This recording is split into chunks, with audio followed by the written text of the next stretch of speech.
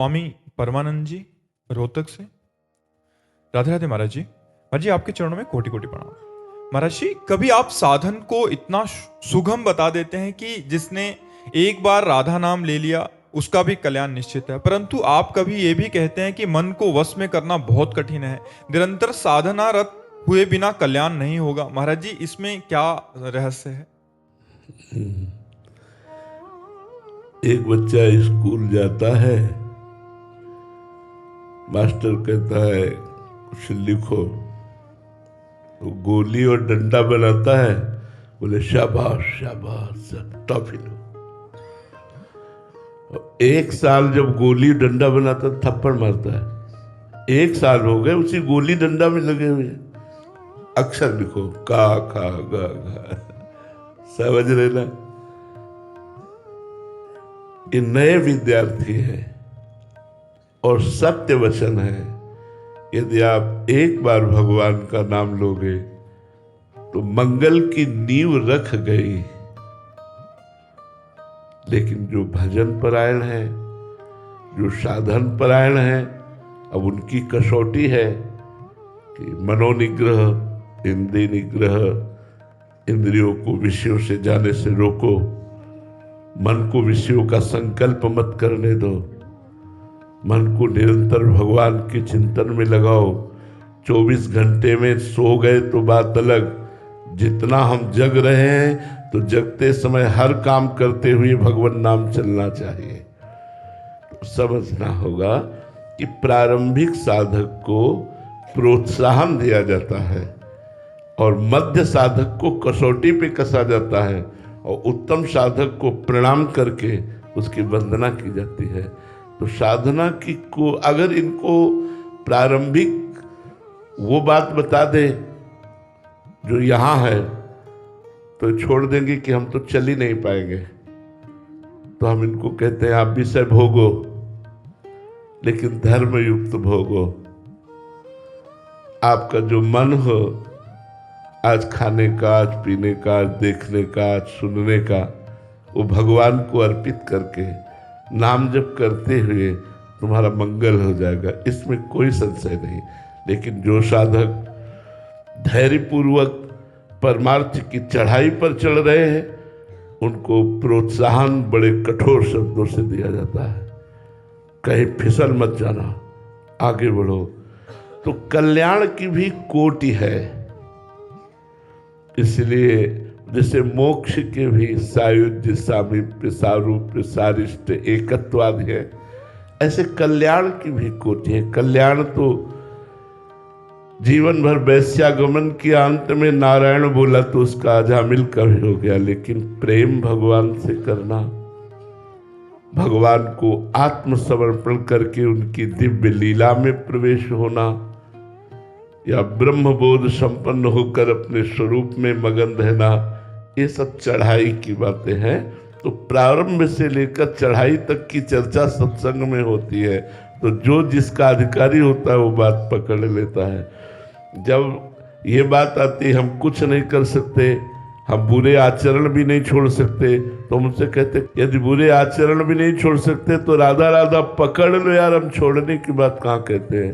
तो बीच में राधा राधा डाल लो, और राधा राधा पकड़ लोगे, राम राम पकड़ लोगे, तो नाम एक दिन तुम्हें संत बना देगा, नाम एक दिन तुम्हें भगवान का भक्त बना देगा, नाम एक दिन तुम्हारी सारी दुर्वासनाएं नष्ट कर देगा।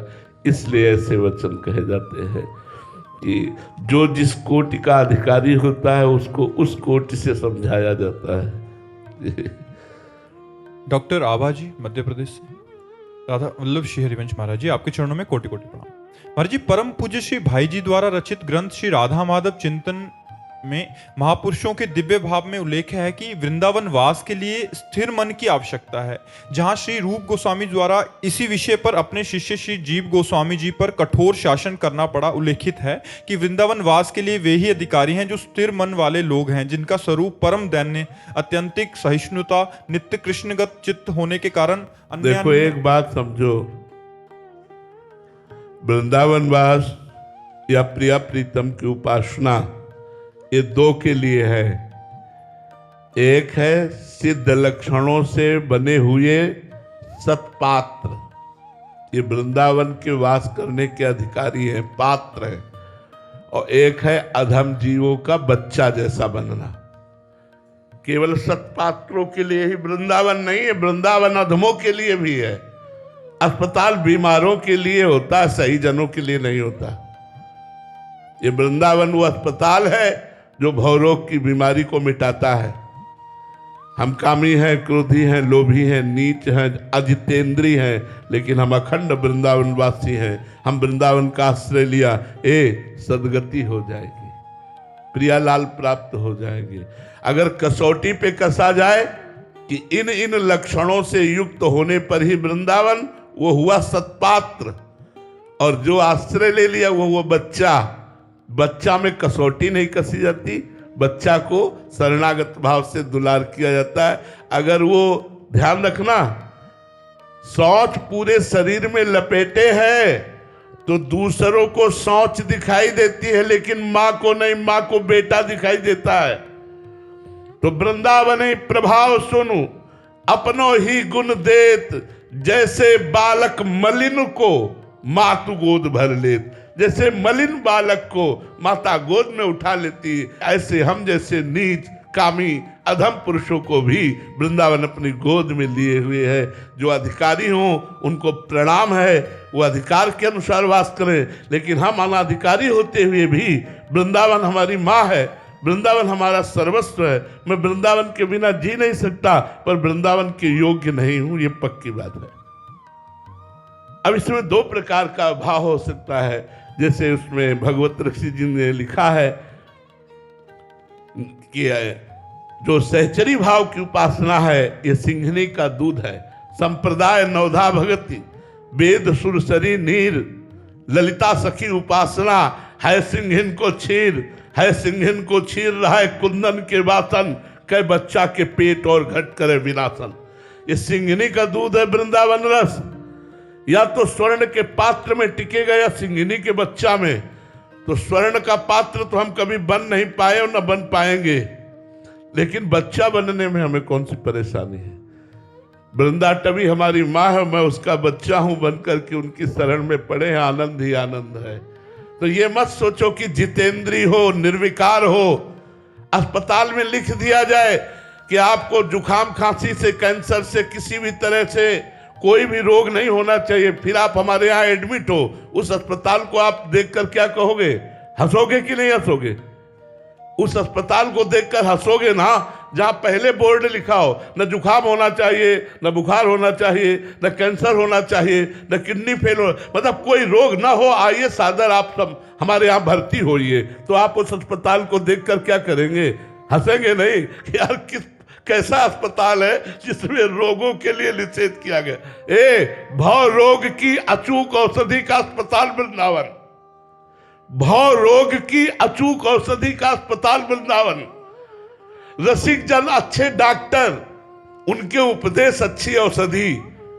अगर हम जितेंद्री होकर, निष्काम होकर के भगवत प्रेम में मगन होकर तो वृंदावन में रहो, चाहे ऊसर भूमि में रहो, उसको कोई फर्क नहीं पड़ता।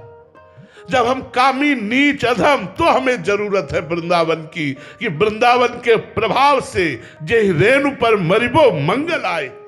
जिस जगह पर मरने मात्र से भगवत प्राप्ति हो जाती, रहने मात्र से सारे सद्गुण आ जाते।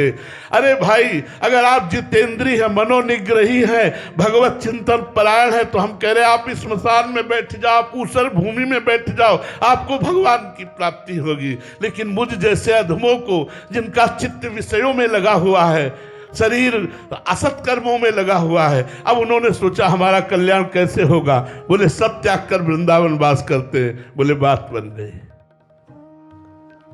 सब त्याग कर वृंदावन का आश्रय लिया तो वृंदावन वास मात्र से भगवत प्राप्ति हो जाएगी। ये हमारी बात मान लीजिए। तो वो बात वहां पात्रता की है और ये बात यहां बच्चा की है, और दोनों बातें अपने आप में पूर्ण है, कोई संशय नहीं।